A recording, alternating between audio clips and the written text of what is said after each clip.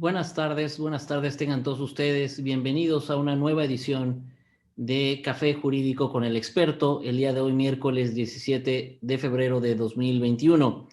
Este día nos complace mucho, próximos a nuestro 7º aniversario, tener entre nosotros la presentación de un extraordinario libro del doctor Héctor Gerardo Sertuche García, quien nos hablará sobre un tema muy importante para la vida jurídica nacional, que es la jurisprudencia en su 3ª edición. Compartirán asimismo sus comentarios sobre esta obra el doctor Sergio Tomás Martínez Arrieta y el doctor Sergio Elías Gutiérrez Salazar.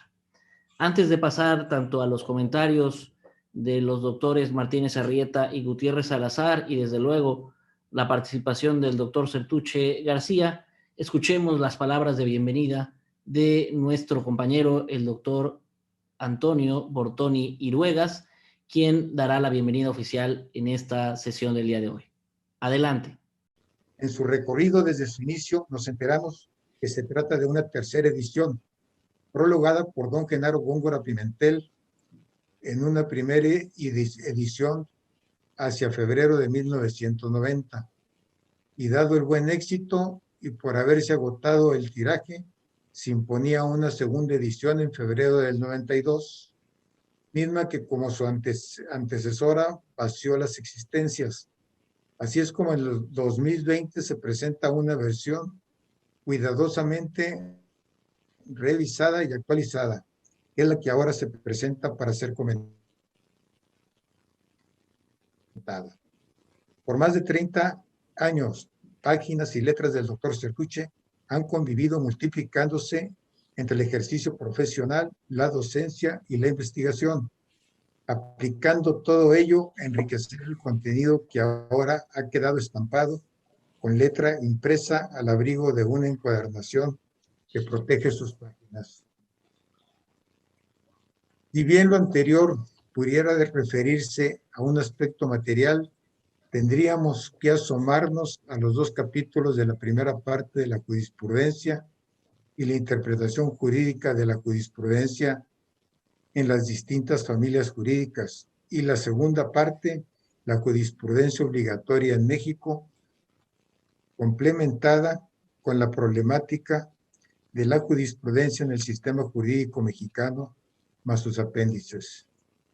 Cita el doctor Sertuche al maestro Rafael de Pina, quien declara, entre comillas, la jurisprudencia es la manifestación del criterio uniforme con que el Tribunal Supremo interpreta por medio de sentencias el derecho nacional, y que aún no teniendo carácter legal obligatorio, cuando es producto de una magistratura culta y prudente, ejerce sobre las resoluciones de los tribunales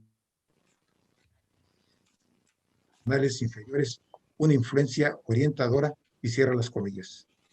Sirvan los breves conceptos personales como una motivación para adquirir el libro que nuestro medio sale a la luz, y custodiarlo para ser leído. Consultarlo, ya que, como dijo su prologuista, Genaro Góngora Pimentel, de su lectura saldrán soluciones a las dudas de los practicantes del derecho. En tanto respecto absoluto al estampado por el doctor Sertuche, es palabra escrita. Gracias.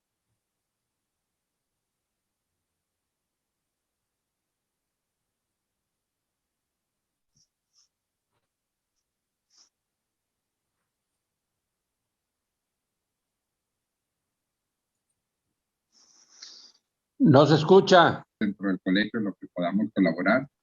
Sí, muchísimas gracias. Muchas gracias, doctor Bortoni, por sus palabras, y ahora paso a dar lectura a los currículums de los participantes. El doctor Héctor Gerardo Sertuche García nació en Monterrey, Nuevo León, el 21 de junio de 1961.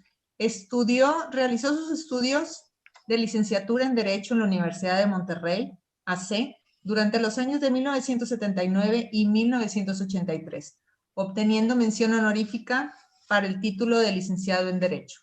Cursó estudios de especialidad en las áreas de amparo, Derecho Económico, Corporativo y Derecho Administrativo en la Universidad Panamericana de la Ciudad de México, Distrito Federal, durante los años de 1985 a 1988. De igual forma, en esa misma época realizó especialidad en Derecho Constitucional y Administrativo y maestrías en Derecho en la Universidad Nacional Autónoma de México de la Ciudad de México, Distrito Federal.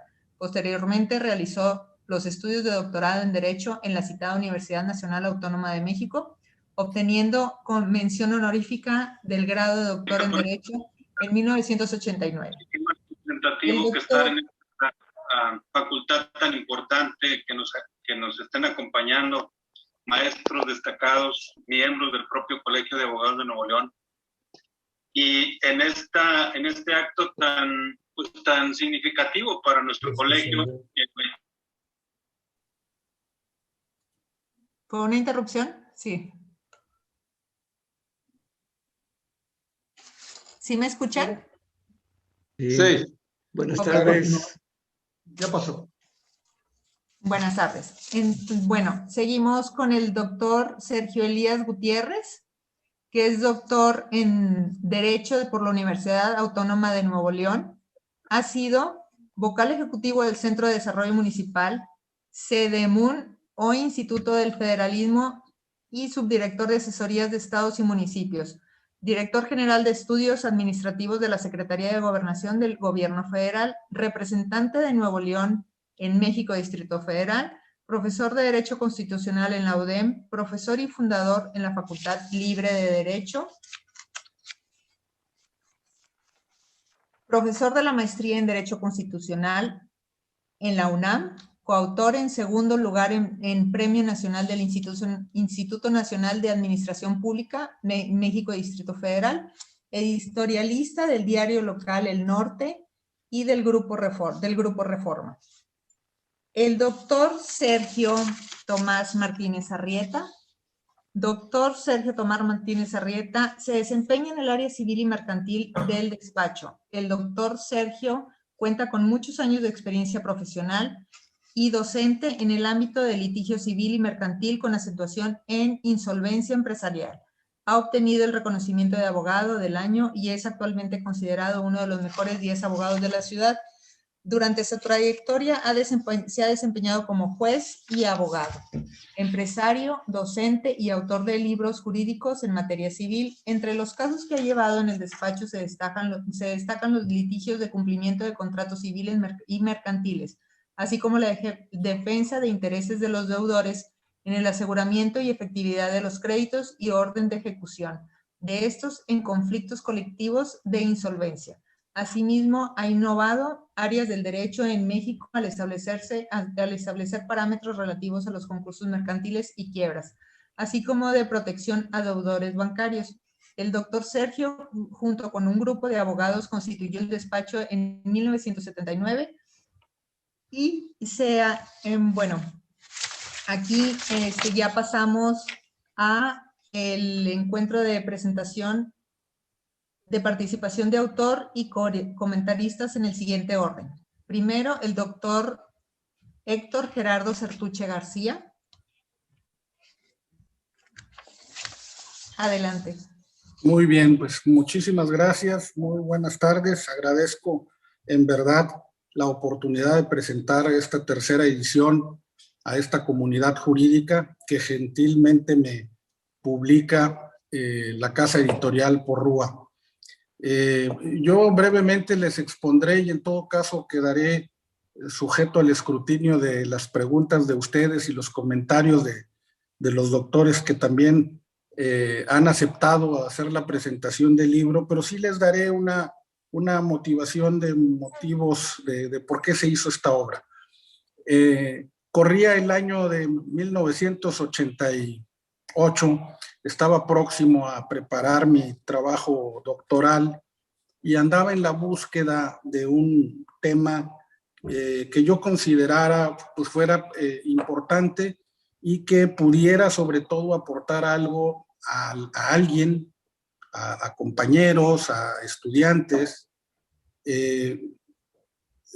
un tema que fuera, en fin, útil. Y créanme que esa ha sido la motivación de escribir sobre este tema. El asesor del trabajo doctoral fue el ministro en retiro, don Genaro Góngora Pimentel, en aquel entonces magistrado de circuito y maestro del posgrado, y quien me había dado clases. Me toca platicar con él un día que comimos, y le comento que, pues, que quiero escribir sobre un tema útil, y me dice él: tienes razón, es lo mejor que puedes hacer. Basta de andar leyendo libros que no representan un conocimiento jurídico o que no podemos entender. Y señalaba él, y que no podemos entender no porque no tengamos la capacidad para entenderlo, sino porque no nos interesan o son temas irrelevantes. Y le dije: fíjese que coincido, porque busqué yo algunos índices de temas de tesis para querer orientarme sobre qué escribir. Y bueno, encontré cada tema, y omito los nombres, pero por decirles alguno breve, una perla al aire, es el régimen jurídico de los cuerpos celestes. Entonces yo dije: no voy a escribir de eso nunca. No me interesa participar en hacer un estudio doctoral en esa área, desde luego sin menospreciar a quien lo haya realizado en ese tema, y debe ser un tema válido. Y le dije, y por eso he decidido escribir sobre algo que considero que es poco explorado, con lo que convivimos a diario, y que no estudiamos debidamente ni nos lo enseñan debidamente en la escuela, como es la jurisprudencia. Y me dice: oye, qué bien, tienes toda la razón. ¿Y en quién has pensado para asesor? Pues justamente en usted, maestro. Y así fue como él gentilmente aceptó, y bueno, me fue orientando en la preparación del libro. Déjenme les cuento que el libro, en el periodo que tuve y apoyado definitivamente por el maestro Góngora, pues me toca conocer a don José Luis Zambrano Sevilla, en aquel entonces director del Semanario Judicial de la Federación. Tuve oportunidad de consultar de fuente directa el producto de la Corte. A mí me sorprendía que la Corte en esa fecha no tuviera todavía algún estudio relativo al tema. De hecho, es hasta el año de 1997 cuando sale una obra emitida por la Suprema Corte de Justicia y por algunos funcionarios, secretarios de la Suprema Corte y ministros, en donde se habla de la jurisprudencia en el sistema jurídico mexicano. Obra que se hace en el 97 y una segunda edición se hace en el 2003. Entonces, pues con ese panorama es que iniciamos y empezamos a estudiar. También gracias a que mi padre me permite poder, me beca y vuelvo a ser, hagan de cuenta que un becario a los 28 años, y me permite estudiar. Claro, me exige salir de trabajar donde trabajaba. Yo combiné siempre mis estudios con la práctica profesional, y en ese periodo de 10 meses pude hacer este trabajo. Finalmente fue aprobado, vino el día del examen, y después con la práctica profesional y la docencia que no he dejado desde hace 32 años, específicamente aquí en la localidad, en la Universidad Autónoma de Nuevo León, actualmente en el posgrado, y también lo he intercalado con algunos cursos en la UDEM, y que es de la universidad de donde soy egresado, y también en la Facultad Libre de Derecho. Pues digamos que con ese corolario vengo y actualizo esta tercera edición. ¿Qué bosquejamos en esta tercera edición? Bueno, que no nos enseñan jurisprudencia, que como debe ser, que la jurisprudencia va agarrado de la mano de otra institución o de otro concepto que yo considero fundamental, que es el concepto de interpretación jurídica, que podríamos tener en nuestros planes de estudio en las universidades, seminarios y cursos, pero de 1, 2 y 3 o 4 semestres, es decir, con mayor prolongación de tiempo, porque pues interpretación jurídica lo vemos en algún tema de introducción al estudio del derecho. Quizá algún maestro de filosofía del derecho profundice en el tema. En amparo, algún profesor quisquilloso como el que tuve yo me ponga, que por cierto agradezco que me esté mirando y que sea afecto a las malas conferencias, se preocupe, y entonces estamos hablando de un tema en 4 o 5 cursos, y piensen ustedes que algún maestro de algún seminario, también acuciosamente por alguna desviación profesional decida hacer lo mismo. Salimos de la facultad y resulta que no sabemos nada. Yo les comento siempre a los compañeros que estudian ahora en el posgrado que me toca dar una clase sobre teoría de la jurisprudencia y les digo, a ver, la ley anterior regulaba en 8 artículos la institución de la jurisprudencia. La ley actual, evidenciando el año de 2013, evidenciando una preocupación de detallar, de regular, de ir más adelante, de pretender establecer una mejor regulación, sin duda alguna ese fue el motivo, lo hacen 21 artículos. A lo que voy es que ya sean 21 o ya sean 8, y luego al final de esta plática nos quedaremos con la inquietud de si a menor regulación pero mayor arbitrio judicial estábamos mejor, o si a mayor regulación o normatividad tenemos un menor arbitrio judicial y eso es o no bueno. ¿Qué les quiero comentar con esto? Que si estudiáramos esos 8 artículos o si estudiáramos los 21 de la ley actual y nos los memorizáramos, yo siempre les digo, y a poco ya con eso ya sabemos lo que es jurisprudencia. Porque si eso es jurisprudencia, pues no nos quebremos la cabeza, ¿verdad? Es más, terminemos también esta plática, váyanse a leer 21 artículos y después de que los terminen, pues serán unos expertos en materia jurisprudencial. Y yo creo que nada más ajeno a la realidad. Conceptos como interpretación jurídica, como jurisprudencia, que a mí me parece que son conceptos inacabados e inacabables, justamente justificados en el ser, el quehacer o la esencia de nuestra ciencia jurídica, que permanentemente va cambiando. Me parece que salimos con una escasa formación profesional y que salimos a la calle a enfrentar una dura realidad donde aprendemos ahora sí que prueba, error, y bueno, eso ciertamente, como señala en el prólogo el maestro Góngora, pues da algunos descalabros al profesionista en cuestión y desde luego a sus clientes. Entonces, digamos, esa fue la motivación y el porqué del estudio.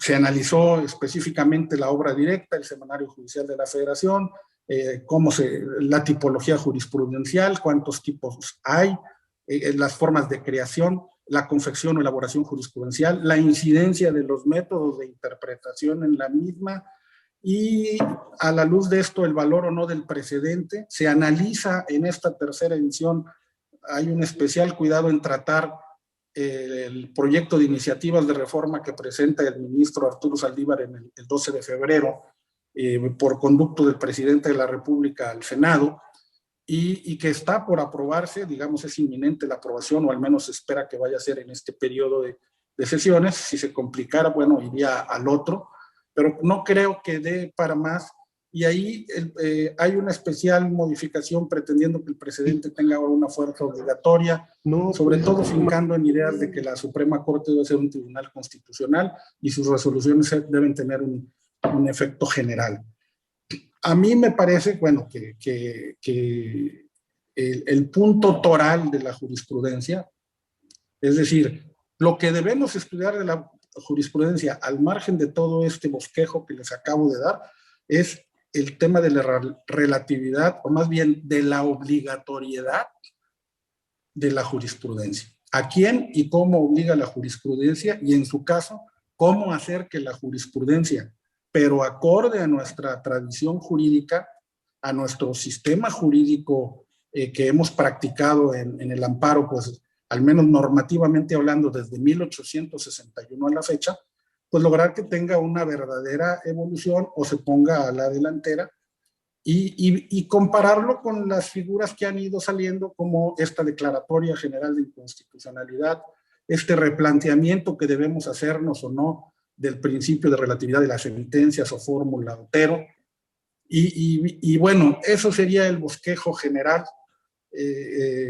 Yo dejaría que los doctores que van a continuar con la presentación toquen esos puntos y en su caso si hay oportunidad de que hagan ustedes las preguntas y respuestas, y desde luego, si yo estoy en aptitud y posibilidad de poderla contestar, me daría mucho gusto. El propósito de esta plática y de los cursos que doy, siempre se los digo, es ojalá salgan de esta plática con más dudas de las que llegaron. Porque créanme, yo creo que hoy vamos a, como dicen acá en el pueblo, ¿verdad? Vamos a azotar la nogalera, a poner los puntos sobre las íes y a que caigan las verdaderas nueces de este tema que en mucho damos por sabido, y creo que cada vez que yo lo estudio más, me doy cuenta que cada vez sabemos menos del tema. Porque les repito, no se acaba, evoluciona constantemente.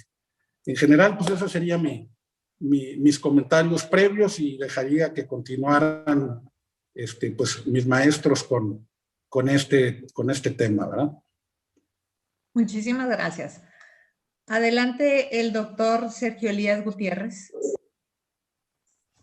Gracias, muy amables. Agradezco la invitación a participar por gusto y por compromiso con mi amigo y mi admiración por la obra de Héctor Sertuche. Ya tuvimos oportunidad antes de darle una revisada al libro. A mí lo que me dice Héctor me sugiere una reflexión que he venido haciendo hace mucho, que le he planteado en los cursos en que he participado, que me parece que los cursos de Derecho, aún en las universidades más avanzadas del Estado, o las que tienen mejor prestigio, adolecen de lo que Héctor señalaba, o sea, en la incomprensión de lo que es la jurisprudencia y para qué sirve, qué función tiene el derecho. En la clase de Derecho Administrativo, inclusive los autores no la toman como obligatoria ni como fuente del derecho, y sucede lo mismo con muchas otras. Y lo que señala Héctor, que el problema, Héctor divide el libro en dos partes. En uno analiza la parte teórica y en otro la jurisprudencia en México y su evolución. Obedeció al método cartesiano que le impuso Ferdinand Martínez. Dos partes, dos capítulos cada parte y una conclusión. Y sí se cumplió, y me parece que está bien organizado así. Entonces, lo primero que hace es la evolución del concepto de jurisprudencia, que dice que es multívoco, y que cualquier concepto sería inútil porque hay muchas formas de evolución.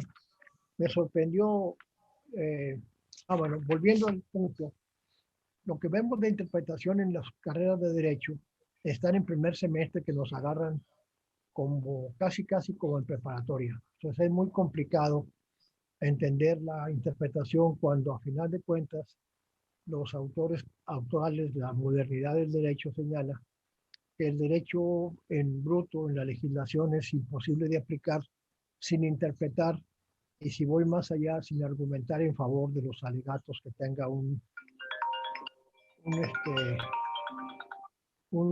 justiciable, cualquier persona que se aproxime al derecho.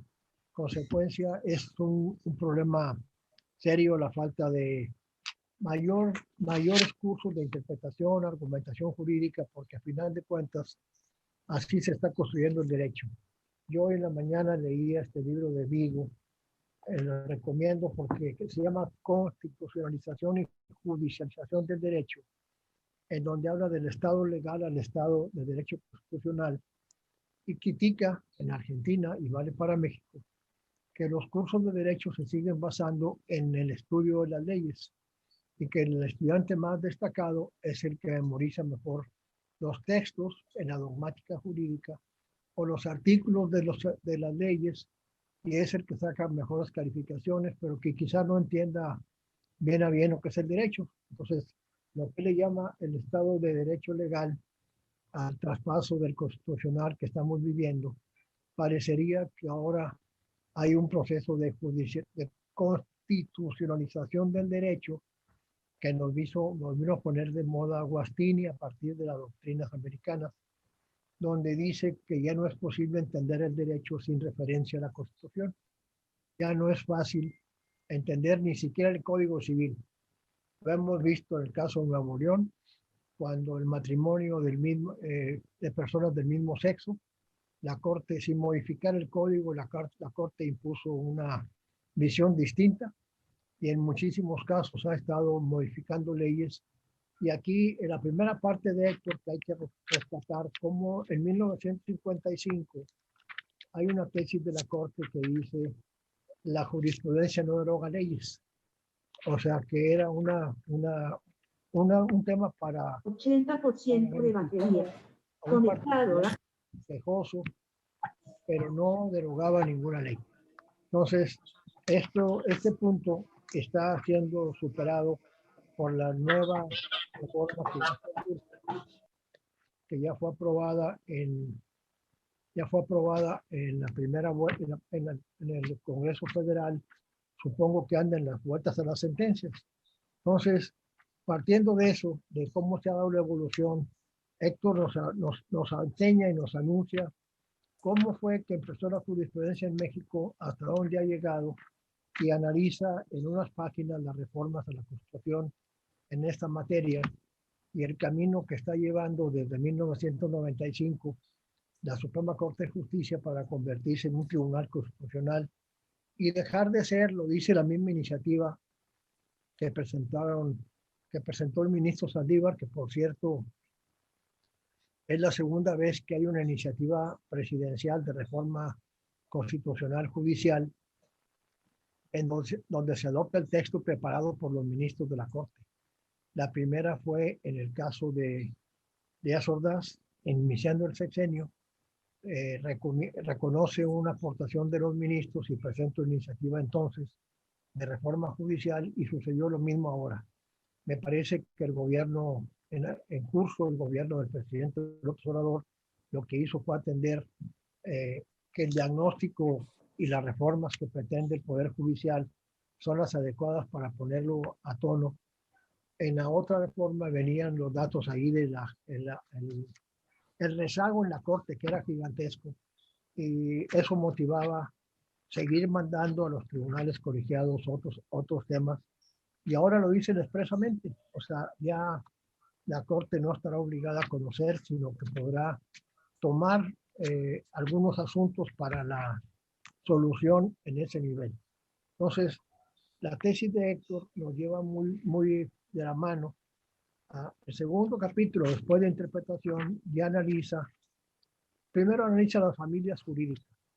Y aquí hay otro reclamo a las currículas de las escuelas de derecho. Seguimos insistiendo en el sistema, en el derecho civil, y no hemos reconocido que hay una gran influencia de otras corrientes en nuestro derecho, como también hay esa influencia en el derecho americano por el derecho legislado. O sea, el common law o el derecho consuetudinario el derecho, no common law, sino el derecho norteamericano, anglosajón, Me alegra que pensemos igual. está metiéndose paulatinamente, aceleradamente, en muchas sentencias de la Corte. La globalización no es solamente un instrumento o un fenómeno jurídico, sino también constitucional. Entonces, Héctor distingue las varias escuelas del derecho, la forma de entenderlas. Hay una imposibilidad. Suponemos que no es únicamente el derecho romano-germánico y el common law o el anglosajón, pero es muy difícil entrarle a qué pasa en los países que eran comunistas o qué está sucediendo en China con el sistema jurídico chino. Ya tenemos que enfrentarnos a él. En el paso que lleva esta globalización va a haber mucho más necesidad. O los chinos se adoptan a nuestro método o nosotros al chino. Me parece que ellos tenían más facilidad para adoptar el nuestro que nosotros el de ellos, porque aquí tenemos muchos años de conocer lo nuestro. Después entra la jurisprudencia y la obligatoriedad, y aquí es donde hay mucho mayor tema para cualquier análisis de la obra, porque se nota mucho que ha habido avances y retrocesos en esta materia. Y en los 50 y los 60 había una gran confusión sobre si era o no suprema la jurisprudencia. Dice en la página 351, conforme a la ley de amparo y a la orgánica del Poder Judicial, cabe la existencia de dos jurisprudencias: la propiamente dicha de 4 votos y 5 ejecutorias, y la que se forma a través de innumerables fallos emitidos por 3 votos ante la dualidad contradictoria. ¿Qué pretenden ahorita? En la misma iniciativa que estamos analizando en comparación con lo que está pasando, la jurisprudencia por retiración de tesis, la iniciativa actual dice que a veces pasan 20 o 25 años para llegar a la quinta sentencia. Y en consecuencia, pudiera ser que las condiciones en que se tomó la primera vez se hizo un criterio, fue tomado, es distinta a las condiciones del hace 20 años o 25, cuando se toma la última de las 5 tesis para que se vuelva jurisprudencia. Y ahora estamos entrando a una cosa que va a cambiar el mundo del derecho, va a cambiar la relación de los poderes, porque una sola sentencia va a poder, será obligatoria para todas las autoridades jurisdiccionales estatales y federales, o al revés, federales y estatales. Entonces, los profesores de derecho de esta materia tendrán que estarse actualizando para poder enseñarnos de que va a ser distinto lo que hemos conocido a lo que vamos a ver en el futuro. Héctor no deja de lado analizar los puntos de la reforma en curso, pero me parece que los más relevantes son: una es la formación de una carrera judicial. Me parece que la Corte hizo excesivo énfasis en la parte burocrática, o sea, la afiliación, el ingreso a la Corte, la permanencia en la Corte, el ascenso, el mérito, y ahora sí va a ser una auténtica carrera judicial que le establecen muy claramente en el artículo 100, y además me parece que los ganadores en esta reforma, o que el órgano ganador sería el Consejo de la Judicatura, porque la Corte lo que se quita lo pasa al Consejo de la Judicatura. Por ejemplo, la Corte conocía las reclamaciones de los resultados de los jueces en una revisión, los jueces que se inconformaban porque no habían sido seleccionados para ser magistrados o al ingreso, tenían la revisión ante la Corte, y ahora va a ser ante el Consejo de la Judicatura en un solo acto. Entonces, estamos en curso de una nueva forma de entender y sufrir o usar la jurisprudencia, y a mí me parece que lo que este libro anuncia, ligado con la reforma, es que tendríamos que estarnos actualizando todos para poder o enseñar o ejercer alguna de las profesiones jurídicas con mayor solvencia. Yo las 400 páginas las leí, las subrayé. Héctor me hizo el favor de dedicarme su tesis hace 30 años, 27 o 28 años, y de ahí he conocido las 3 obras y me parece que es muy relevante. Entonces, el libro merece ser leído, ser analizado y ser confrontado con lo que va a pasar para entender. Otro punto muy relevante es cuándo se interrumpe y cuándo se modifica la jurisprudencia. Era difícil que pasara y ahora va a ser mucho más fácil. En consecuencia, hay un nuevo poder del Poder Judicial. Algunos dicen que es el siglo de los jueces, y parece ser cierto, porque a final de cuentas el Poder Ejecutivo, que fue el siglo XX, dicen los clásicos que el siglo XIX fue el Poder Legislativo, el siglo XX el Ejecutivo, porque se requería la acción ejecutiva para rehabilitar al mundo después de 2 guerras mundiales, que requerían más acción ejecutiva que judicial, pero que el siglo XXI es un siglo donde se empareja el marcador y el Poder Judicial toma mucho más relevancia con esto que llamamos, o que llaman los autores, el paso del estado de legalidad al estado constitucional. Yo aquí la dejo, son los 15 minutos que me dijeron. Les agradezco su atención y me quedo atento a lo que sigue de mi compadre Martín Sarrieta. Muchísimas gracias. Adelante, doctor Sergio Tomás Martínez Sarrieta. Gracias, buenas tardes a todos. Me da gusto convivir con ustedes, aunque sea a distancia. Hoy estamos presentando el libro de nuestro compañero Héctor Gerardo Sertuche García, que ha llamado La jurisprudencia en el sistema jurídico mexicano. Yo conocí a Héctor allá por los finales de la década de los 70 o principios de los años 80.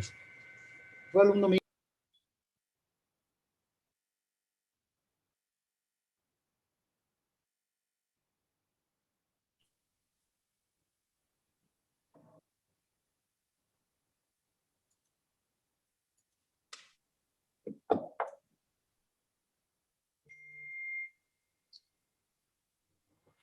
No te escuchamos, Sergio.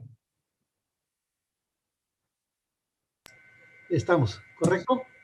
Te decía, para mí mismo, me estaba reflexionando entonces, tuve la oportunidad de conocerte al final de la década de los 70s, principios de los 80s, fuiste alumno mío, y siempre pensé que tú estabas llamado al servicio público, a la función pública.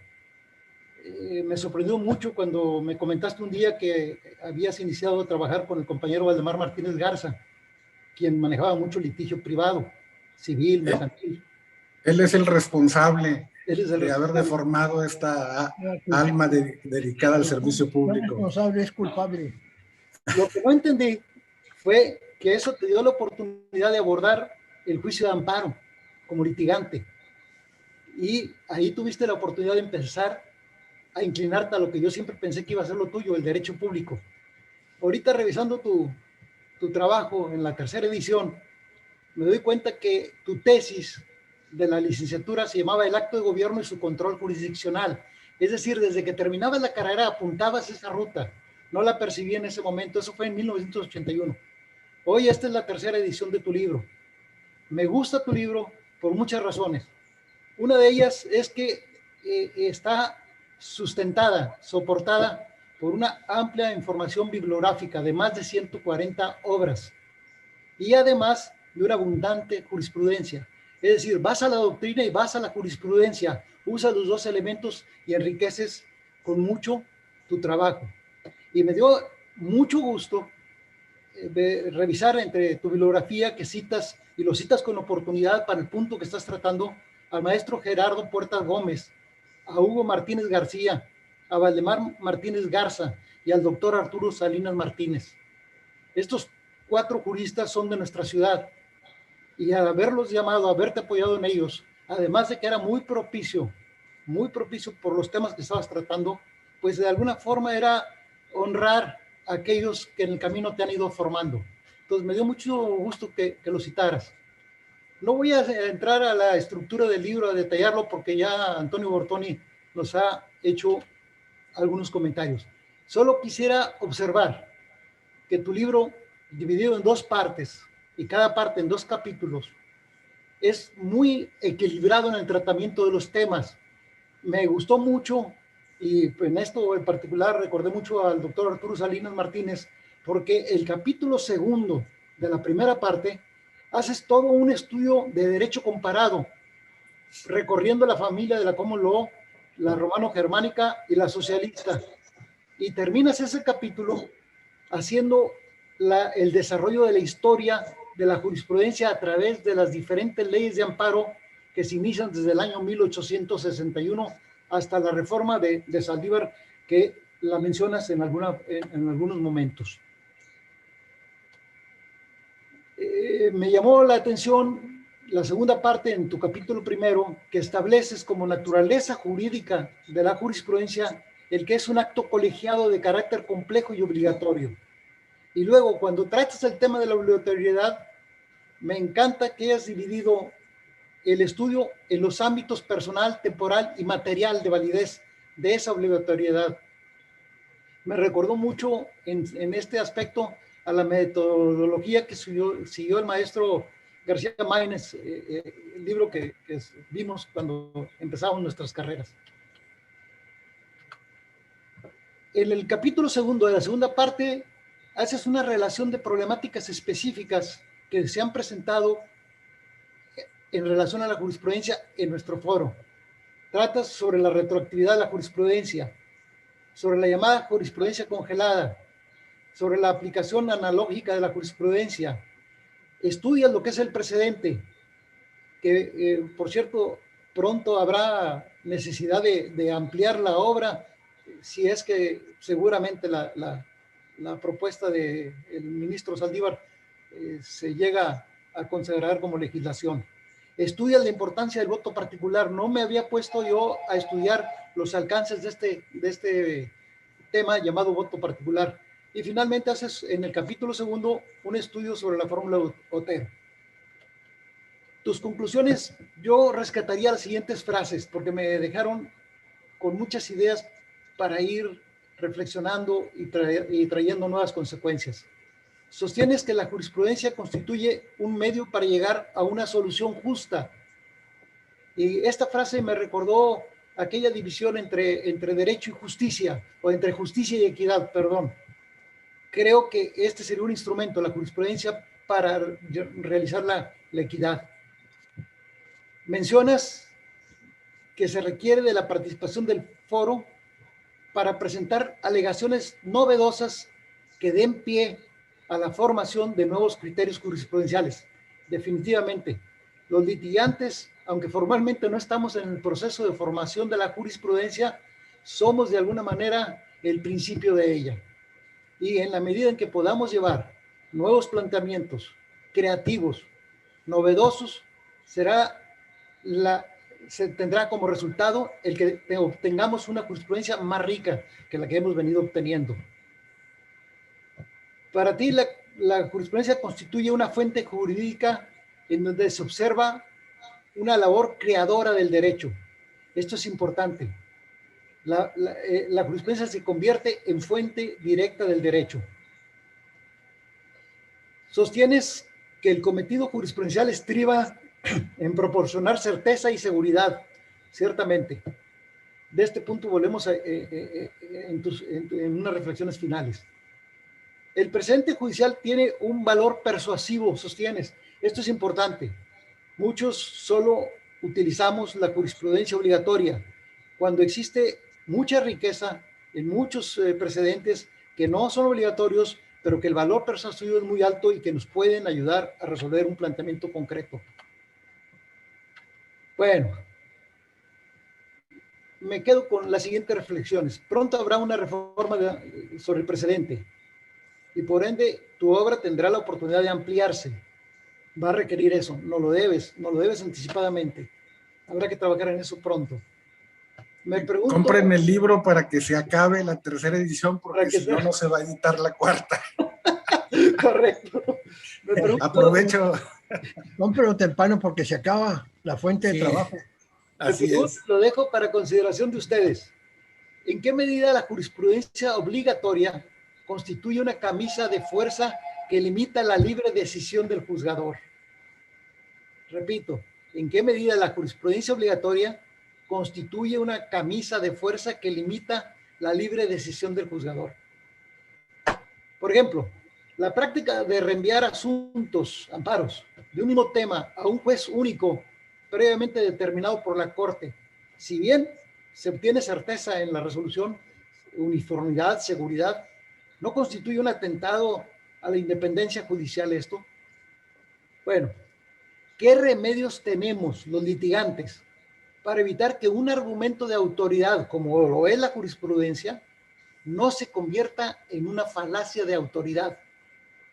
Es importantísimo conocer los hechos que dan origen a la tesis jurisprudencial, y los hechos son lo que menos se publica en las publicaciones de la jurisprudencia en México. Estas reflexiones se las dejo para comentarios en el futuro. Gracias a todos. Muchísimas gracias. Pasamos a la sesión de preguntas y respuestas. A ver, ¿quién quiere participar? ¿Quién dijo yo?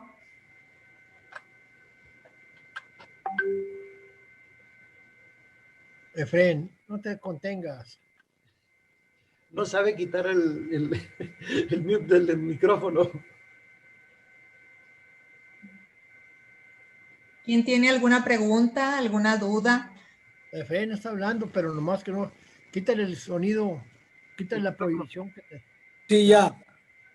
Bueno, yo quisiera que el autor del libro, nuestro amigo Héctor, diera su opinión sobre la pregunta que ha hecho nuestro también amigo Martínez Arrieta. O sea, ¿en qué medida la jurisprudencia obligatoria limita la libre decisión del juzgador?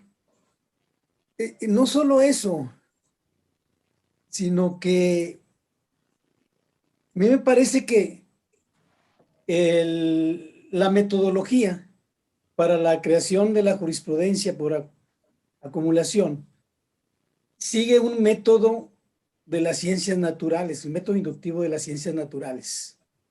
O sea, de tal manera que a partir de una serie de casos análogos resueltos en un mismo sentido, estos producen una fuerza obligatoria.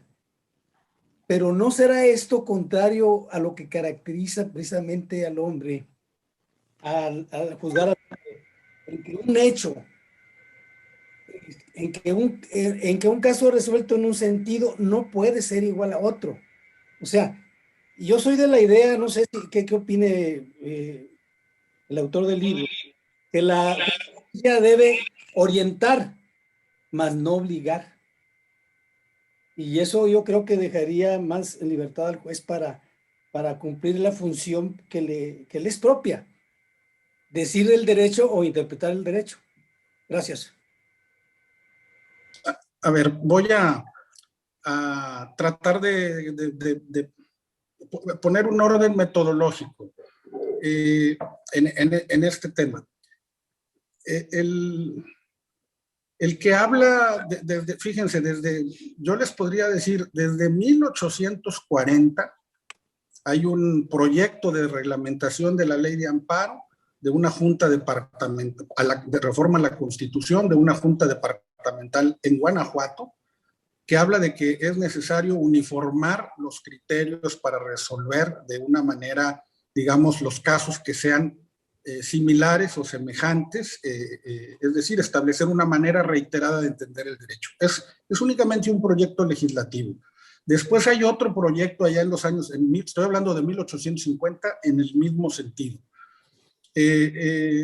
Hago esta acotación histórica y después viene a salir en la ley de 1861, la primera ley de amparo, y ahí se impone la obligación además de publicar las sentencias, y fíjense algo muy curioso de esta ley, en todas sus instancias, y dice en los periódicos, no en el semanario. Simplemente hablaba, digamos, no ha habido un ordenamiento regulatorio de la ley de amparo con una pretensión tan ambiciosa que el publicar los criterios o las sentencias de los jueces y que la ley de amparo de 1861 que señala en todas sus instancias, es decir, primera, segunda y tercera. Después viene la ley de amparo de 1869 y además establece una revisión oficiosa por parte del máximo tribunal de la Suprema Corte precisamente para ir fijando ese derecho nacional.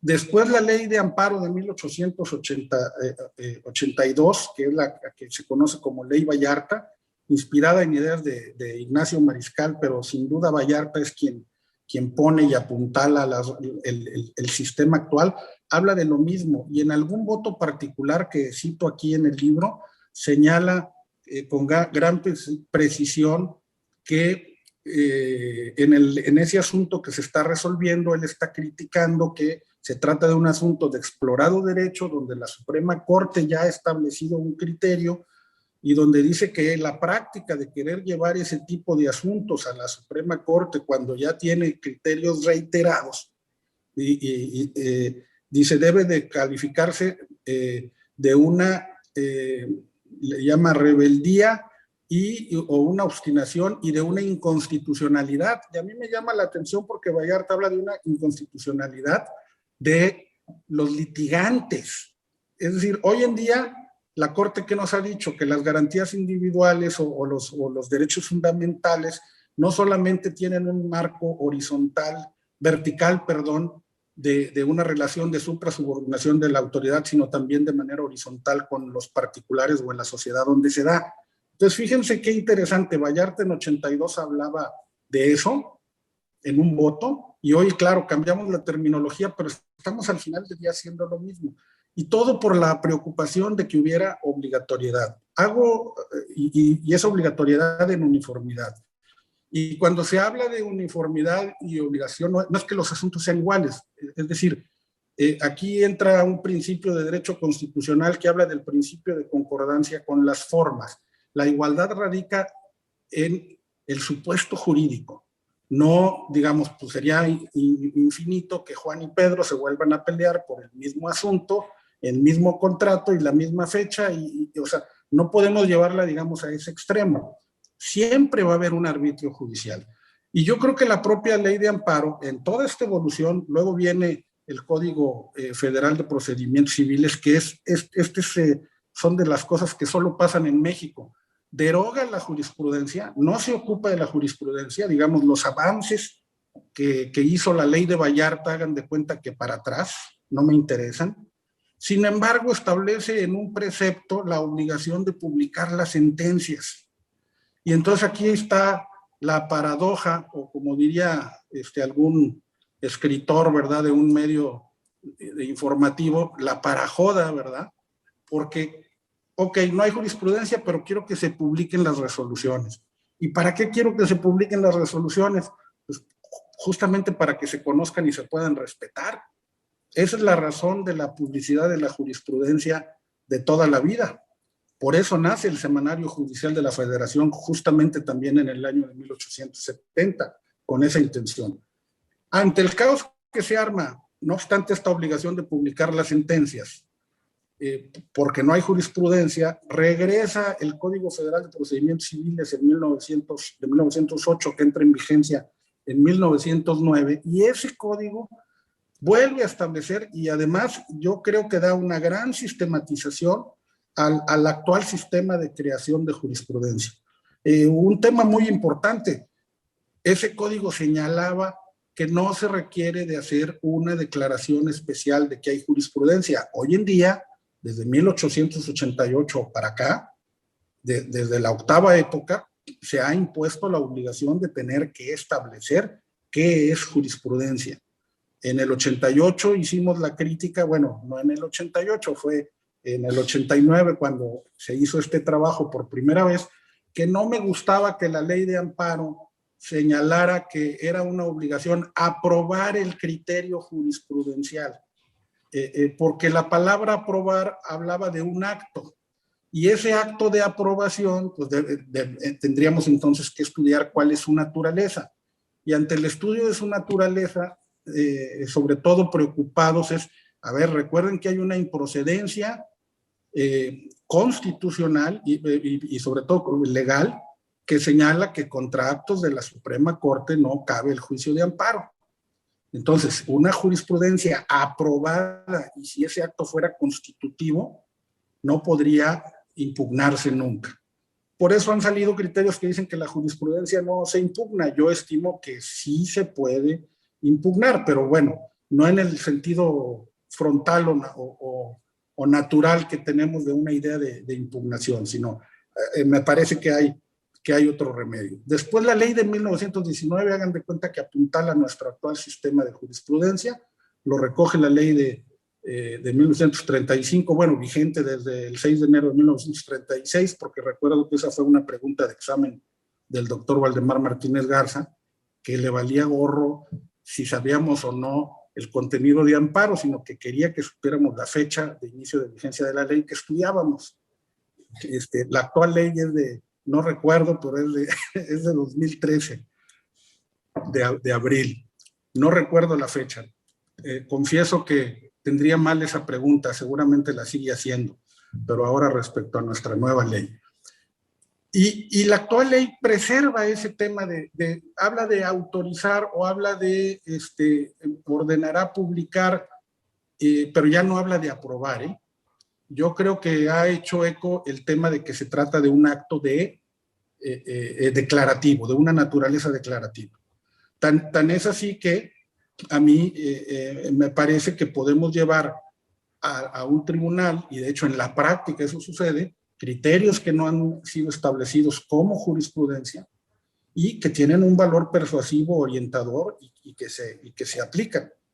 Esto podría llevarnos al tema del precedente. Hoy en día se caraquea mucho que el precedente va a ser obligatorio, que lo va a hacer la Corte, que va a tener efectos generales, y bueno, yo en la práctica veo desde hace mucho tiempo que uno llevaba un precedente, una resolución, una copia no certificada, yo les diría, podía ser simple, y ahora más con los medios de comunicación, internet o el intranet que tiene la propia base del Poder Judicial Federal, yo creo que basta con mencionar, oye, en la sesión de tal día todavía no se publica, está en engrose, pero ya salió un precedente que resuelve esta situación. Créanme, no hay disposición que diga que es obligatorio. Yo creo que en un 99% el secretario, el juez, el magistrado y los propios ministros harán suya ese criterio, sobre todo si además es de la misma sala o si fuera del pleno. Lo que no estoy de acuerdo es que la actual ley de amparo, en el artículo 221, cuando habla de la invocación de la jurisprudencia, fíjense lo que dice: cuando las partes invoquen tesis de jurisprudencia o precedentes, o sea, ya habla de precedentes, expresarán los datos de identificación y publicación, y de no haber sido publicados, bastará que se acompañen copias certificadas de las resoluciones correspondientes. Bueno, me parece muy sano y muy orientador el contenido del texto. El tema es que si no han sido publicados, para poder llevar una copia certificada de esa sentencia de otro juicio de amparo a mi juicio de amparo, pues no, si ya me quiero ver presentándole la promoción a un magistrado diciéndole, fíjese que por andar curioseando me di cuenta que hay otro precedente en otra parte, vengo a pedirle copia certificada porque la voy a invocar allá. Pues me parece que la regulación, queriendo tener una buena intención, pues olvida que si no soy parte no estoy legitimado. Alguien alguna vez me hizo la observación y me decía, bueno, se puede pedir por transparencia en la propia Suprema Corte. Y yo le dije, sí, pídela, a ver cuánto te tardas en que te la den, porque tu asunto se va a ver la semana que entra. Entonces, hay situaciones que nuestra actual ley, no obstante que ha evolucionado mucho y para bien muchas cosas, siguen presentando problemas, o que la ley tiene una aspiración, pero no llegamos todavía a la materialización o a la eficacia, como diría Kelsen, de esa norma, ¿verdad? Hay una buena intención, hay una buena proyección, pero todavía no estamos en el momento de que se concretice como quisiéramos. Pero seguramente esto se va a hacer. No me espanta que no lo haya. Así ha sido el tema jurisprudencial. Y hago esta mención histórica porque les recuerdo una frase que a mí me cautivó mucho de el jurista francés Ortolan, que dice que sin historiador no hay jurista. Entonces, para entender estos temas que nos plantea Efrén, de que pudiera, ¿cómo lograr que sea el mismo supuesto? Bueno, es el mismo supuesto jurídico. La Corte poco a poco ha ido ampliando y ensanchando estos temas, justo por la jurisprudencia, por reiteración, fue creando y fijando y uniformando ese derecho nacional del que hablaba Vallarta en 1880 y del que se mencionaba en 1840 por aquel proyecto de la Junta Departamental de Guanajuato. Y la preocupación es constante. Ustedes ven, y no solo en México, todo mundo, en todo sistema jurídico, en el tiempo y en el espacio, la preocupación es cómo lograr que los tribunales uniformen su criterio, desde luego siempre y cuando la interpretación jurídica sea correcta. Y si la interpretación jurídica y la solución es justa, como lo mencionaba Martínez Arrieta, que por ahí lo establezco, que es a lo que debe atender la jurisprudencia, la interpretación no debe variar. Vaya, si todos tuviéramos un consenso de que algo es correcto, no variaría. Les pongo de ejemplo que el voto de la Facultad Económica Coactiva de Ignacio L. Vallarta para que el Estado pueda hacer el cobro de las contribuciones omitidas, primero, fíjense qué interesante, es un voto de 1870 y tantos. Hoy es jurisprudencia, ¿eh? Las ideas de aquel voto particular hoy son jurisprudencia de la Suprema Corte de Justicia desde la quinta época hasta nuestros días. Entonces no nos espantemos, y podríamos decir, es incluso legislación preconstitucional, preconstitucional a nuestra actual Constitución de 1917. Entonces,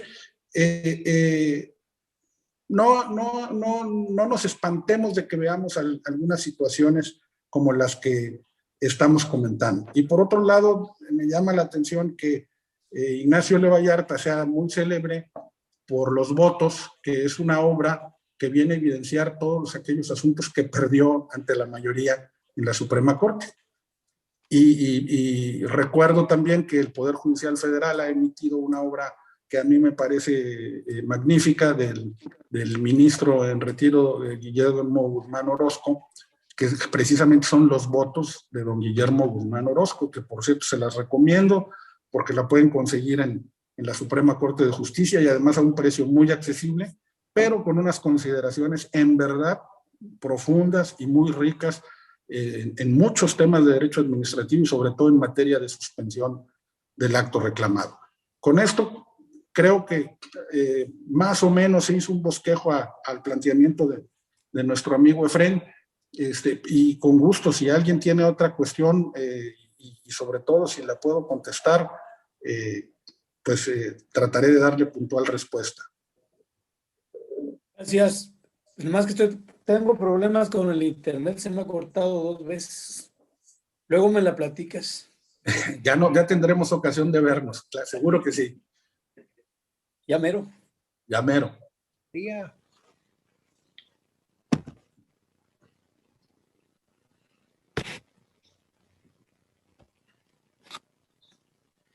¿Qué opinas de del precedente obligatorio? Última pregunta. Yo lo que les digo es que, a ver, de facto ya está. Me parece que es una interesante reforma, me parece que viene ahí el planteamiento de la reforma señala, creo que es en los artículos 222 y 223, o es la propuesta. A ver, permítanme, aquí tengo alguna... pero como les comentaba hace rato, esta propuesta, cuando uno lleva un precedente y lo lleva a un juzgado, sí he encontrado que en alguna ocasión algún juzgador me diga, bueno, eso a mí no me obliga porque es de otro circuito y es un criterio de un colegiado muy respetable, pero a mí no me aplica.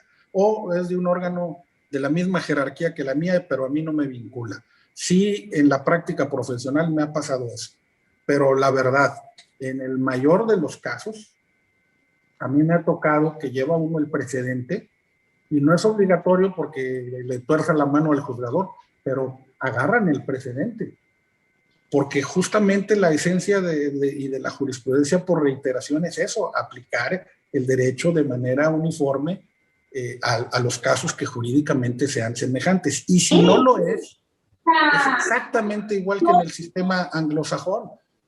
Fíjense cómo la ley siempre habla. Si van a interrumpir la jurisprudencia, deberán expresar las razones por las cuales no la acatan y en relación a las que se tuvieron para establecerla. Es decir, no es, pues no me gustó y me voy por la libre. Entonces, yo creo que esos precedentes hoy en día hay que plantearlos, hay que presentarlos por escrito, hay que hacerlos ver, que consten en el expediente, y un juzgador acucioso, pues tendrá que decir si lo adopta o no lo adopta y por qué. Y justamente eso es lo que nos dará la materia del eventual agravio, si es que se da, porque si no, igualmente nos puede ayudar a que se nos conceda la razón. Ahora, ¿qué va a pasar? Que se pretende con un criterio establecer una obligatoriedad, y repito, una obligatoriedad muy sui generis, porque es una obligatoriedad a los órganos jurisdiccionales jerárquicamente inferiores acorde a lo que establece la ley de amparo. A mí me sorprende que el proyecto de reforma del ministro Saldívar, en su punto 5, cuando habla de jurisprudencia por precedentes para la Suprema Corte, dice en una parte conducente, dice, sin embargo, la forma en que actualmente se integra la jurisprudencia entorpece su desarrollo. Dice, puede suceder que aunque exista una decisión paradigmática y trascendental de la Corte, que incluso sea votada por unanimidad, los órganos jurisdiccionales inferiores no estén obligados a seguirla. caray, o sea, primero, me sorprende que en el 2020 se hayan dado cuenta, que en febrero del 2020 que se presenta el documento, se hayan dado cuenta que la jurisprudencia entorpece. Si la jurisprudencia está establecida como hoy en día, desde la Ley de Amparo de 1882, por reiteración. Y la jurisprudencia por contradicción, que en lo personal prefiero denominar por unificación, atendiendo a su propósito, que data por primera vez la preocupación e inquietud de 1933, cuando el ministro Joaquín Ortega habla de que urge crear un mecanismo que ayude a depurar criterios contradictorios. Déjenme decirles que ese mecanismo era que en 1933 los asuntos laborales se iban a la primera por turno, a la segunda y a la tercera sala y regresaban. Así se distribuía la competencia en 1933 en materia laboral.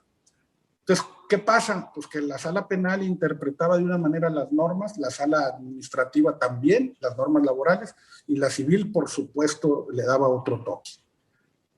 Empieza a darse cuenta el ministro Ortega que hay una serie de criterios muy disímbolos de primera, segunda y tercera, y bueno, ¿eso cómo lo arreglaron? Pues lo vinieron arreglando legislativamente hasta 1950, que se hace una reforma a la Ley de Amparo.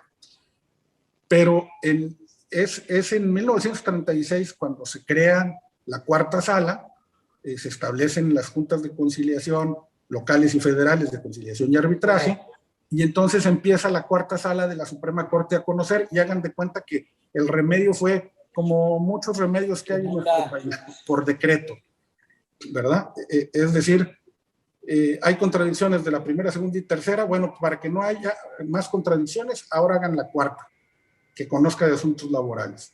Y bueno, ciertamente le dieron a lo mejor un manejo. Esta creación de la cuarta sala, Héctor, me parece que tiene como base la expedición de la primera ley federal del trabajo del 31. O sea, antes... Así es, pero no había cuarta sala. La corte era de 15. En ese entonces, bueno, 16. La cuarta sala fue para asuntos laborales motivados por los pleitos de Pemex y otros muy grandes, ¿no? Así es. Y entonces así le dieron remedio al tema estoy hablando de la contradicción. Fue una manera de, mira, pues lo arreglamos así.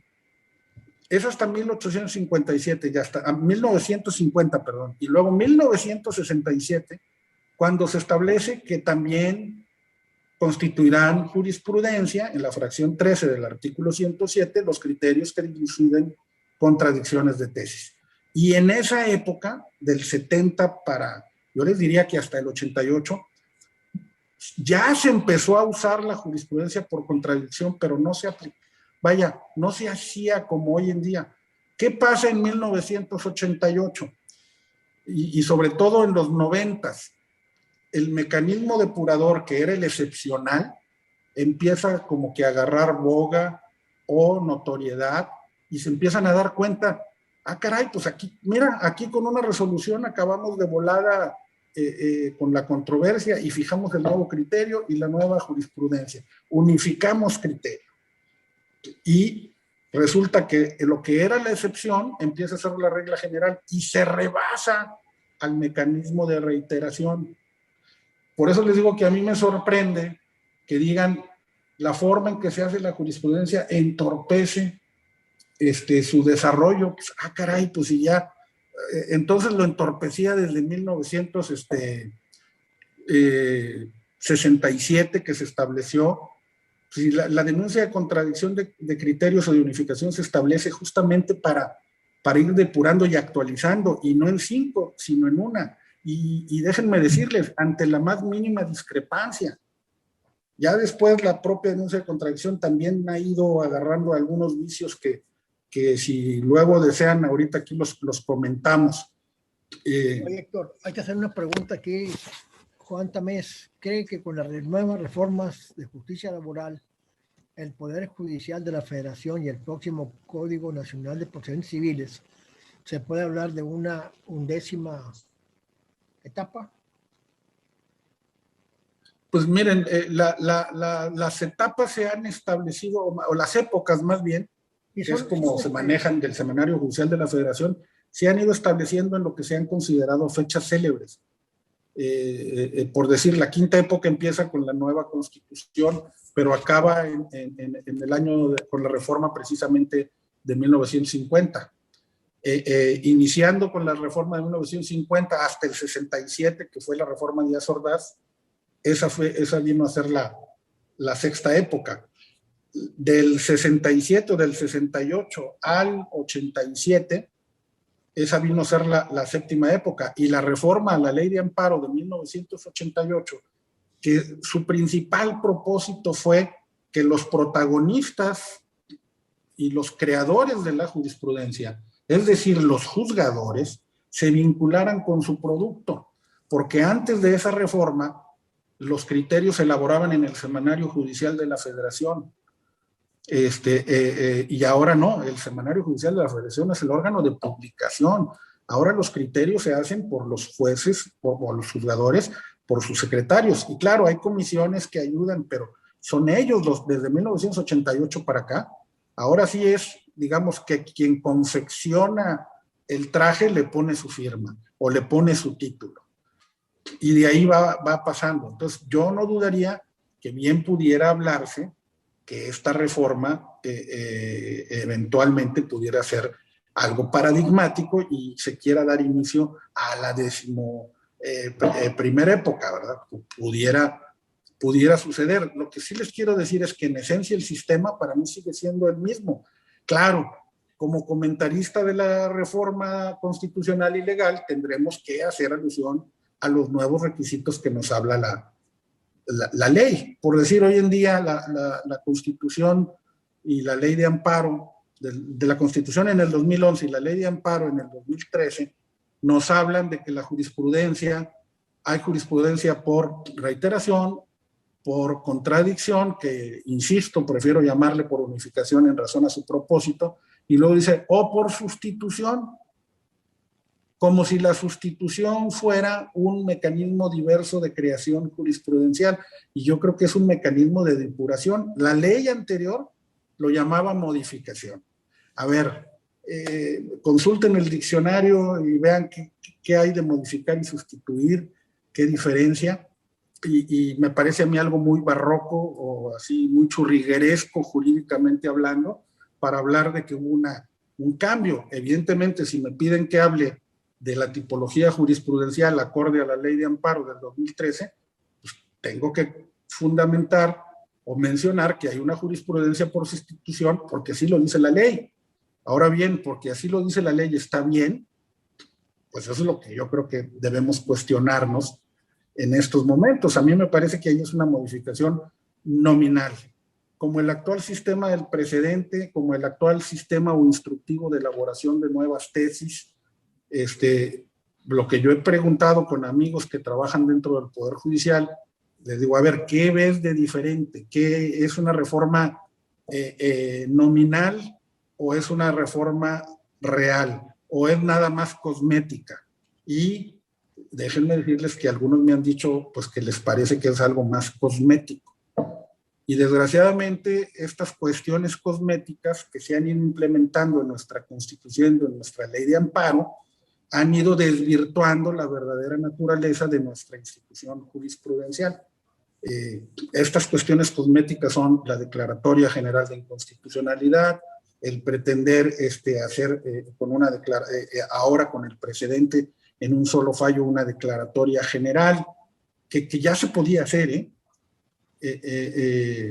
y serían temas que me gustaría en todo caso que si ustedes plantean, yo en la medida de mis posibilidades les dé respuesta.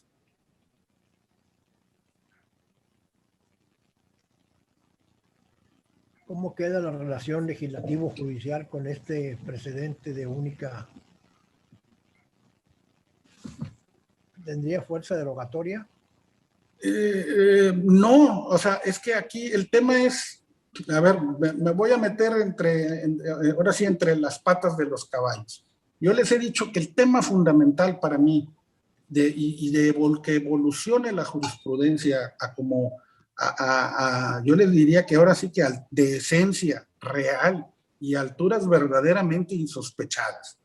y que nuestro medio de control constitucional, que ha sido tan defendido por muchos juristas como la máxima gloria jurisdiccional que ha aportado México al esquema de salvaguarda de control constitucional, de derechos fundamentales o de garantías individuales o del gobernado, es que la obligatoriedad de la jurisprudencia no vaya únicamente a autoridades jurisdiccionales.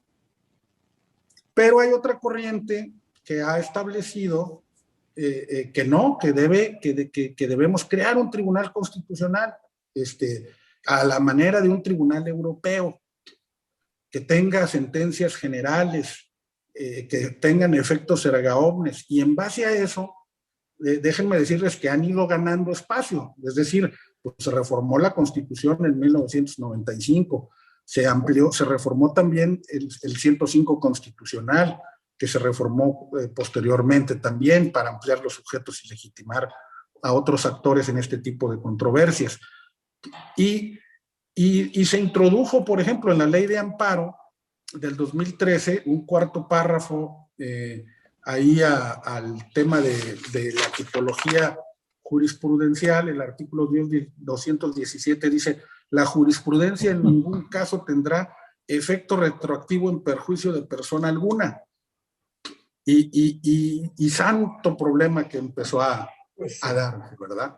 Porque esto parte de la premisa también, y la Declaratoria General de la Inconstitucionalidad recoge en parte esas ideas, de que la ley y la jurisprudencia son figuras equiparables. Y en el estudio que estamos comentando, yo al menos presento cómo desde la cuarta época, desde épocas de Vallarta, la quinta, que fue riquísima, la sexta y la séptima, sí ha habido bandazos, pero en general la Corte ha sido muy cuidadosa, o había sido muy cuidadosa en decir que no, la jurisprudencia no era derogación de la ley, que no podía aplicarse retroactivamente, porque la jurisprudencia únicamente era interpretación de la ley. Entonces, de repente alguien así en un sueño guajiro, siguiendo la canción de José Alfredo, ¿verdad? Se sintió superior a cualquiera y dijo: no, que no sea retroactiva la jurisprudencia. ¿Por qué? Pues porque la equipararon a la ley.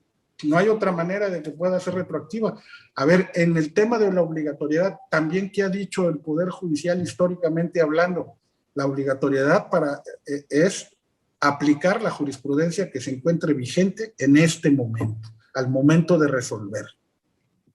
Y si partiéramos y fuéramos respetuosos de esa tradición jurídica, pues no podríamos llegar a los extremos de que incluir con calzador estas figuras como la Declaratoria General de Inconstitucionalidad, el que la Corte sea un tribunal constitucional, que déjenme decirles, a mi modo de ver, ya lo era, porque las resoluciones de la Corte o el 105 está así desde 1917, se reforma en el 95 y se detalla recientemente en el 2015, me parece, y en esencia se mantiene ese tipo de resolución. Déjenme, les voy a leer, no me gusta, no soy muy afecto a leer literalmente, pero aquí separé una cita de Rafael Bielsa, un jurista argentino, no el entrenador de fútbol que ustedes conocen, es el nieto de este señor. Y Rafael Bielsa, hablando de estas formas, dice, fíjense, yo creo que nos queda como anillo al dedo lo que señala.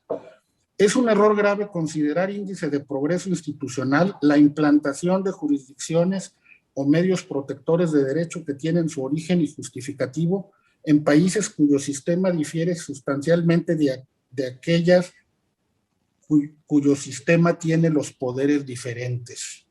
Legislador sabio es el que establece instituciones eficaces y duraderas, justificadas por la tradición jurídica de la nación y sus necesidades. Y aquí es donde nos pega, pero duro y a la barriga. El progreso del derecho en un país no se determina por la adopción de instituciones de otros países que se consideran índices de progreso jurídico. Es decir, ¿qué nos dice Bielsa? Che, aplica tus instituciones, honra a la historia de tus padres jurídicos. Entonces, aquí el punto de inflexión es que, a ver, claro que queremos también que cuando una ley sea declarada inconstitucional para todos, y la propia jurisprudencia de la Corte ha ido dictando precedentes y jurisprudencias en ese sentido. Pero el otro sector doctrinario, el que dijo, no, hagamos de la Corte un tribunal constitucional, hagamos sentencias generales, reforcemos ahora con el precedente una aplicación obligatoria. A ver, a eso no estamos jurídicamente acostumbrados. Nos estamos acostumbrando. Y por eso luego, y que la jurisprudencia no tenga efecto retroactivo. ¿Por qué? Pues porque es como la ley. A ver, es como la ley, pero no es la ley. Entonces, si quisiéramos hacer un punto de inflexión aquí correcto es, yo no estoy de acuerdo, y aquí son Carpizo, Fixamudio, la gente del Instituto de Investigaciones Jurídicas, el doctor José Ramón Cosío, brillantísimo ministro que fue, porque así lo vivieron. Pero yo no estoy de acuerdo con ellos, o sea, en lo que no estoy de acuerdo, para precisar, es en el cómo. El cómo no es cercenar nuestro juicio de amparo y olvidarnos de él y traer a la institución extranjera. El cómo es, a ver, ¿cómo le hago para que mi institución jurídica nacional, que tengo 170 años, o desde 1861, a la fecha la estoy aplicando y va evolucionando, ¿cómo la honro para que tenga esos efectos? Para que cuando la Corte determine que algo es inconstitucional, sea inconstitucional para todos y acorde a nuestro orden jurídico. Y a mí me parece que la solución ya está dada constitucionalmente. La reforma a la Constitución de 1950, que se estableció primeramente en la fracción 13, después en el 67 la fracción 13 se va a lo que hoy en día es el artículo 94 constitucional en su párrafo 11º, donde se regula la competencia del Poder Judicial Federal, y ahí la Constitución claramente dice, la ley determinará los casos y los supuestos de formación de jurisprudencia y sus requisitos de modificación y de obligatoriedad y de interrupción. Entonces, es más, fíjense cómo la Constitución ya dijo, ese problema es del legislador secundario, no es un problema constitucional. Ya dio la directriz. Entonces, ¿qué hay que hacer? Pues en lugar de decir la jurisprudencia obliga a órganos jurisdiccionales, que siga obligando a órganos jurisdiccionales, pero ahora haz que obligue a autoridades administrativas en los 3 órdenes de gobierno y también a autoridades legislativas. Me parece que eso es más apegado a nuestra tradición jurídica, a cómo siempre ha funcionado nuestro juicio de amparo, y tendría el mismo efecto expansivo. Cuando yo presenté este trabajo o este libro para obtener el grado académico allá en el año de 1989, el doctor Pedro G. Zorrilla Martínez, que ustedes deben recordar porque fue gobernador del estado de Nuevo León, ustedes mayoritariamente, señalaba, oye, qué bárbaro, me encantó este tema de la obligatoriedad de la jurisprudencia y cómo lo propones. Él captó inmediatamente, no obstante no ser un hombre digamos, de tribunales, de litigio, pero sin duda siendo un gran conocedor del derecho, dijo, oye, esa es la clave. Porque la otra clave, el otro camino, ¿cuál ha sido? No, pues vamos a hacer que sean precedentes obligatorios, vamos porque la jurisprudencia, como dice aquí la exposición, es un retroceso. Ay, caray. es un obstáculo para su desarrollo, la forma de creación de la jurisprudencia. Entonces, se dieron cuenta en el 2013. Déjenme decirles que en el 2013, la reforma constitucional en el 2011 y la del 2013 se calificó como ¿qué? Como algo paradigmático, un antes y un después. Ese paradigma creó los plenos de circuito como una instancia para depurar las contradicciones de criterios, sobre todo dentro de un mismo circuito.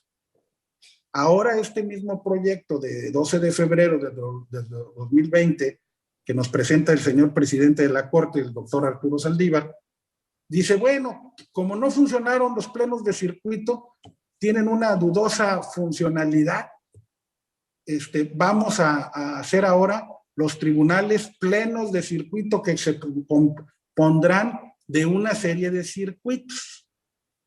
Entonces, a ver, mi pregunta es, aquello que pusiste en el 2011 o en el 2013 en la ley y que era paradigmático, en el 2020 ya no jala, pues ¿dónde está el paradigma?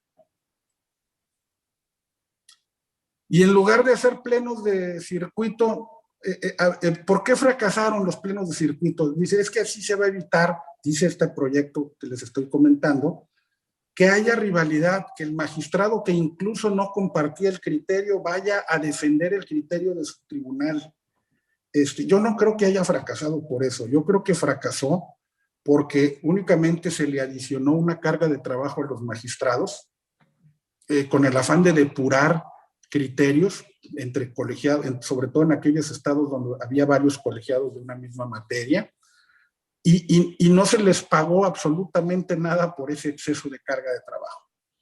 Es decir, hagan de cuenta que trabájale más, vaya a defender al tribunal ante los otros tribunales, saque el criterio. Claro, eso no debería de pasar, pero pues es naturaleza humana, ¿verdad? Uno va a defender su criterio. Y ahora dicen, vamos a hacer plenos regionales para que conozcan de esto y también de todos los asuntos de competencia. A los plenos regionales sí les auguro una viabilidad, porque es justamente la convocatoria que estamos viendo, que se requiere el Poder Judicial Federal, 300 magistrados, que luego aclararon que no, que se requieren 200 y tantos o 100 y tantos, pero ahí sí se les va a dotar de carga específica, de una competencia específica y sobre todo del sueldo específico. Ellos van a estar para eso, para depurar esos criterios. Ahora, yo considero que no es necesario. ¿Por qué? Porque la denuncia de contradicción de criterios, que les repito, nace como inquietud en el 33, que se establece en la reforma constitucional del 50 y luego se detalla en la de 1967, y que finalmente luego se regula de 1988 para nuestras fechas con mayor acuciosidad. Es un sistema que se hizo para que ante la menor divergencia el asunto se depurara y llegara a la Corte. De hecho, hoy en día, con la posibilidad de ir a un pleno de circuito todavía, o cuando se haga el regional de circuito, con la posibilidad de poder ir a un pleno regional de circuito, ¿a poco si no hay un precedente de contradicción de un colegiado contra, por decir, una jurisprudencia de otro circuito, no podremos acudir directamente a la Suprema Corte? Tiene la competencia, al día de hoy no se ha variado. Entonces, ¿para qué queremos esa instancia que a mi juicio es innecesaria? ¿Para qué burocratizamos un medio de depuración que nace para resolver ante la mínima divergencia? ¿Para qué le hacemos una instancia? Si la mínima divergencia, pues que la resuelva y la fije el superior jerárquico. ¿Y quién es el superior jerárquico? Pues justamente nuestro Tribunal Constitucional, Suprema Corte de Justicia de la Nación, funcionando en pleno González. Y de esa manera, con una sentencia y de manera rápida, actualizas como nació originalmente el procedimiento de denuncia-contradicción. Más aún, la ley prevé que cuando con motivo de un asunto exista en la opinión de algún magistrado la posibilidad de modificar o revocar o aclarar esa resolución, puede hacer un procedimiento de depuración ante su superior jerárquico. Ahí el detalle es que está obligado a resolver, aún en contra de su convicción. Pero se prevé ya el mecanismo actualmente. Entonces, mentiras que es un obstáculo del actual mecanismo de establecer jurisprudencia. Hay que conocer la historia, como dijo Ortolán, para ver cómo funciona en la práctica y ponerlo a aplicar para que se dé la solución correcta, acorde a tu tradición jurídica. Entonces aquí en lo que discrepamos es únicamente en el cómo, ¿verdad? Yo lo que sostengo es que esto se puede hacer de manera más sencilla y eficaz, acorde a nuestro actual ordenamiento constitucional y sin necesidad de resolver por decreto, trayendo una figura de otro mundo, intergaláctica, que puede resolver y depurar criterios. Simplemente tengamos vocación de respeto a nuestro texto constitucional y a nuestras leyes. Bueno, perdón, no quiero cansarlos, y perdón por la pasión en el tema. Ya se agotó el tiempo, ¿no, Gabriela? Ya. Es correcto. Gabriela se fue. ¿Gaby se fue? Pues no la veo. No sé. Bueno, pues tú das la despedida, Antonio. Bueno, pues estoy muy agradecido, estamos muy agradecidos los amigos del Café Jurídico con el experto. El nombre se lo debemos a Julio César Puente Ledesma, ¿verdad? En primer lugar con el licenciado Héctor Gerardo Pertuche García. Y aquí voy a mostrar el reconocimiento. Si alcanza a leer por ahí. Sí, muy bien. En la presentación del libro. ¿Y se alcanza a leer? Sí, claro. A leer sí, pero hay que ampliar la pantalla. Con la presentación de la tercera edición del libro La jurisprudencia en el sistema mexicano. Y no es la presentación por su autoría, doctor. Aquí dice por la presentación de la tercera edición del libro de su autoría, La jurisprudencia en el sistema mexicano. Y para Sergio Tomás Martínez Arrieta por la presentación del libro, y de igual manera para el doctor Sergio Elías en su oportunidad entregaré para la con los tres, ¿verdad? Conocedores del derecho. Para aumentar la egoteca. Que el mes de mayo cumplimos afortunadamente 7 años con verdaderos expertos, y no ha sido una excepción. Les agradezco bastante y en nombre de los amigos, pues muchas gracias por todo y nos vemos la próxima vez. Gracias. Hasta luego. Adiós. Hasta luego. Yo agradezco a todos su asistencia. Adiós. Felicidades.